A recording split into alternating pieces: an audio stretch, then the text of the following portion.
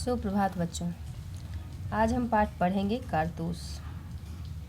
हबीब तनवीर द्वारा लिखी गई कारतूस एकांकी पाठ में एक ऐसे जाबाज के कारनामों का वर्णन है जिसका एकमात्र लक्ष्य था अंग्रेज़ों को इस देश से बाहर करना।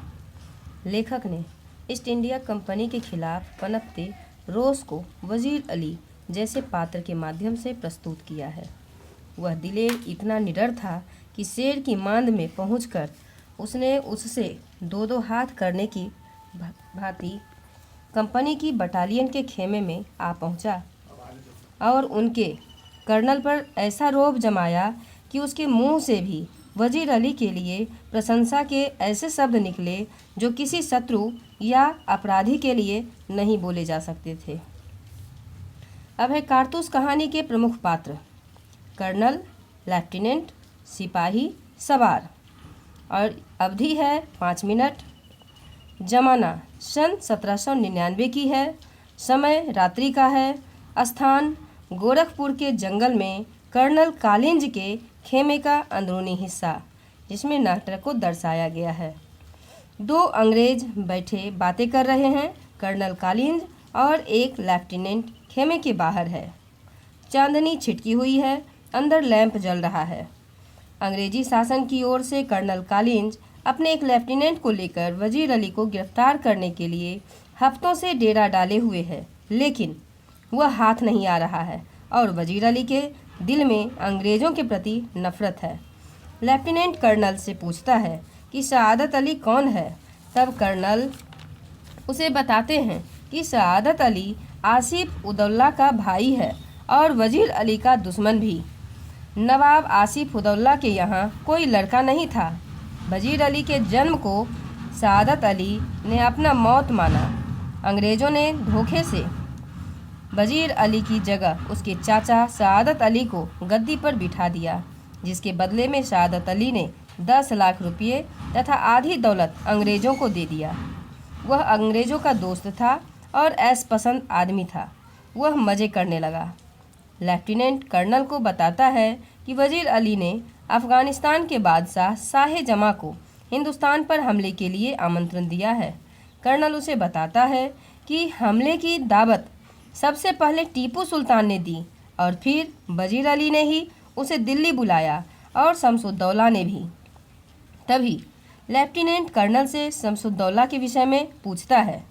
कर्नल उसे बताता है कि शमसुद्दौला बंगाल के नवाब का रिश्ते का भाई था। तत्कालीन समय में कंपनी के खिलाफ सारे बंगाल में एक लहर सी दौड़ गई थी। यदि यह कामयाब हो जाती तो लॉर्ड क्लाइव ने बक्सर और पलासी में जो कुछ पाया था वह लॉर्ड वेलेस्ली के हाथों से चला जाता। कर्नल बताता है कि उसकी एक पूरी फौज वजीर अली का पीछा कर रही है, जो बरसों से उनकी आंखों में धूल झोंक रहा है। कर्नल लेफ्टिनेंट को वजीर अली के विषय में और भी बातें बताता है। वह कहता है कि कंपनी ने वजीर अली को उसके पद से हटाने के बाद 3 लाख रुपया सालाना वजीफा देकर बनारस भेज दिया था। कुछ महीने बाद गवर्नर जनरल ने उसे कलकत्ता बुलाया। इस पर वजीर अली बनारस में रह रहे कंपनी के वकील के पास जाता है और पूछता है कि गवर्नर जनरल ने उसे कलकत्ता क्यों बुलाया है, परंतु वकील वजीर अली की बात नहीं सुनता और उसे बुरा भला सुना देता है। वजीर अली अंग्रेज़ों से नफरत करता था। उसने उसी समय खंजर निकाला और वकील की हत्या कर दी। उसके पश्चात वह वहाँ से भाग गया। फिर वह आजमगढ़ की तरफ भाग गया। वहाँ के शासक ने उसे अपनी हिफाजत में घाघरा पहुँचा दिया। अब वह अपने लोगों के साथ वहाँ के जंगलों में भटक रहा था। लेफ्टिनेंट के पूछने पर कर्नल वजीर अली की योजना के विषय में बताता है कि वह किसी भी तरह नेपाल पहुंचना चाहता है। वह अफ़गानी हमले का इंतजार कर अपनी ताकत बढ़ाना चाहता है तथा अवध पर कब्जा करना चाहता है। वह अंग्रेज़ों को भी हिंदुस्तान से निकालना चाहता है। लेफ्टिनेंट कहता है कि नेपाल पहुंचना उसके लिए कोई मुश्किल कार्य नहीं है और हो सकता है कि वह पहुंच भी गया हो। इस पर कर्नल कहता है कि हमारी फौजें और नवाब सआदत अली के सिपाही उसका पीछा कर रहे हैं और हम भी जानते हैं कि वह इन्हीं जंगलों में छिपा है। एक सिपाही आकर कर्नल को बताता है कि दूर से धूल उड़ती दिखाई दे रही है। कर्नल और लेफ्टिनेंट दूर देखते हैं कि एक घुड़सवार उनकी ओर बढ़ता चला आ रहा है। लगता है वजीर अली का ही कोई आदमी उसे गिरफ्तार करवाना चाह रहा होगा। वह घुड़सवार आता है और एकांत में मिलने की मांग करता है। एकांत होने पर वह कर्नल से पूछता है कि आपने यहाँ इतनी युद्ध सामग्री के साथ डेरा क्यों डाला हुआ है। इस पर कर्नल बताता है यह वजीर अली को गिरफ्तार करने के लिए है। घुड़सवार कहता है कि वजीर अली की गिरफ्तारी बहुत मुश्किल है, वह एक जाबाज सिपाही है। कर्नल यह सुनने के बाद कहता है कि तुम्हें क्या चाहिए। घुड़सवार कारतूस मांगता है और वह इसका कारण वजीर अली को गिरफ्तार करवाना बताता है।